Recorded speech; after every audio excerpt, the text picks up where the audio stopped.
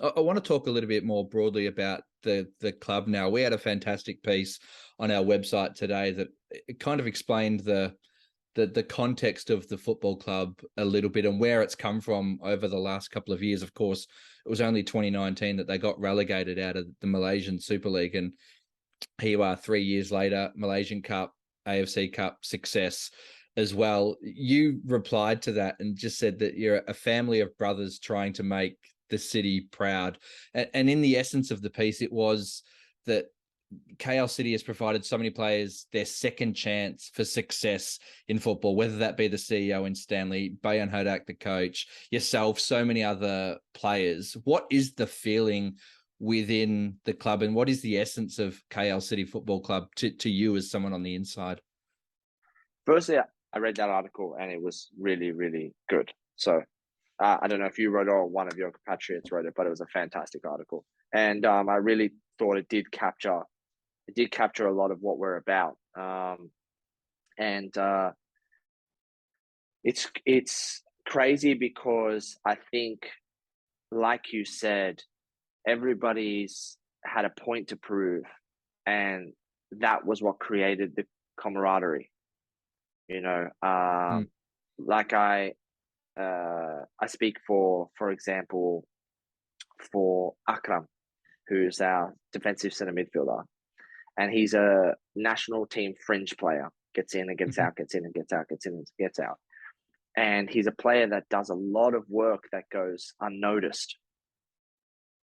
And here he is at our club, small club, and my coach was helping him and focusing on him and his game and motivating him into saying, sometimes what's the best way to put it?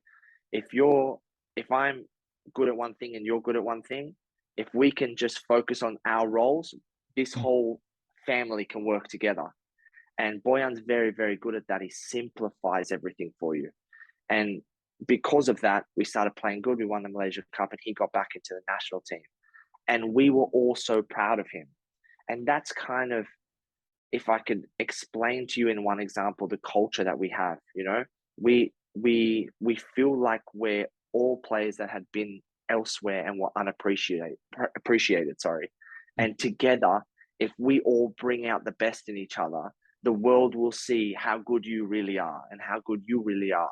And you want the best for them. And in turn, that makes you better. And that culture has grown in us, and we know that there's clubs that have 5-6 times the budget, have much better training grounds, have much bigger stadiums, and quite frankly, bigger fan bases. But we use that as a thing that to bond us. Like, even with this, we'll put our best foot forward if I do it for you and you do it for me. And that was always the culture. And, I was saying to you, I think off the record, about how, when I first spoke to Stanley, he was talking about not getting relegated. And, now in our first season, we were in the top 6. And that was a huge achievement. Yep. But we made each other feel like that was a massive achievement. We always had realistic expectations, and we always were looking to push each other and promote each other. And I've been so grateful that that's worked. Because it could be a lovely story about a team that gets relegated, But yep. Fortunately, this culture of wanting everyone to see the best in the other player, and I get on an interview and I talk about Ifan Zakaria, the centre back next to me, and he gets on an interview and he talks about someone else, and we're all sharing this. It's worked, and it's created such a beautiful chemistry, and thank you to God, it's worked out on the field as well. You may have expected it after that conversation you had with Stanley, as you said. You're telling me off air as well that from that conversation that he was talking to you and he knew things about you that were about your personality and were about more than just your football capabilities, and wanting you to bring that to the team. When you got the offer to join KL City, did you expect to find a football club like this that is such a family, that is so bonded together? Because, you know, looking at your social media account, you seem like you've almost found a second home, and there is such a joy permeating through everything that you do now in your life. I definitely didn't expect it. I definitely didn't expect it. You know, I've been a quote unquote foreigner for most of my career. You know, even in Italy, in the end, I'm from Australia. My accent's bad when I speak Italian. So, you know, I was always, not that anybody treated me wrong, but you always feel a bit like an outsider, you know? Mm. And when I came here, I've done the rounds of, I know a lot of players. I've done the rounds of leagues, and I've heard horror stories of Asia, and Yeah. you know, of players coming and saying, you know, for 3 months nobody spoke to me. 6 months in, they tore my contract up. I hated it. Yep.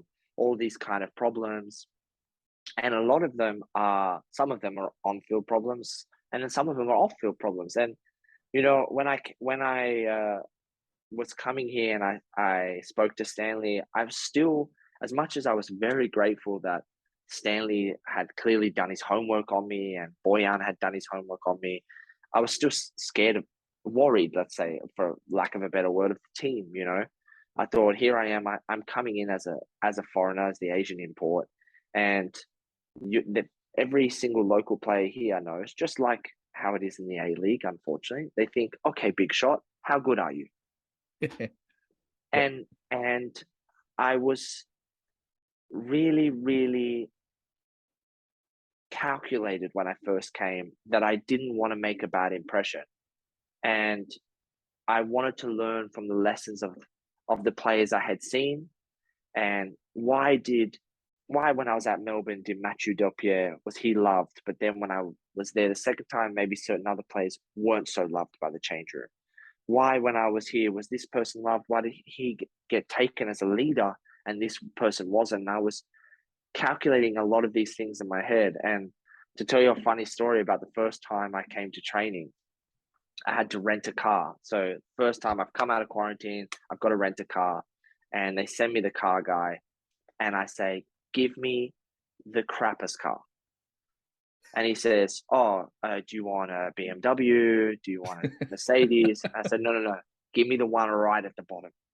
Right at the bottom. And he gives me this, it's called a Myvi. And it's basically like a Toyota Aygo, you know, like they're tiny. Mm-hmm. Almost smart car-esque, right? You have to put 2 feet on the accelerator to get this thing going, right? It's got like a 0.1 engine. And you're a big guy trying to get in this car. Right, you know? He also stitches me up and says the car's black. And then when it turns up, it's bright green. And I thought, oh, okay. But I drove it into training, and I kept the car for the first 3 months that I was there. And it became this icebreaker all the time. And the boys would joke. And every time when we leave training, I said, who want to race? Who wants to race? And they would laugh. But all I wanted them to see was I wasn't going to come flashing money. I wasn't going to come showing you that I'd come from England and Australia and here's this big car and I'm this person. I want you to know me as a man. I want you to know me as a player. I don't want you to judge me on these things. And it was the best icebreaker, and everybody just embraced me after that. And I was very, very grateful. And those are the kind of things that I've been really lucky that now that's a story that gets told 50 billion times in my change room. But, you know, now I have these guys that embraced me, and they're like brothers to me. And I'm grateful that you say, you know, you can feel the joy coming through my social media posts, because it really is honest.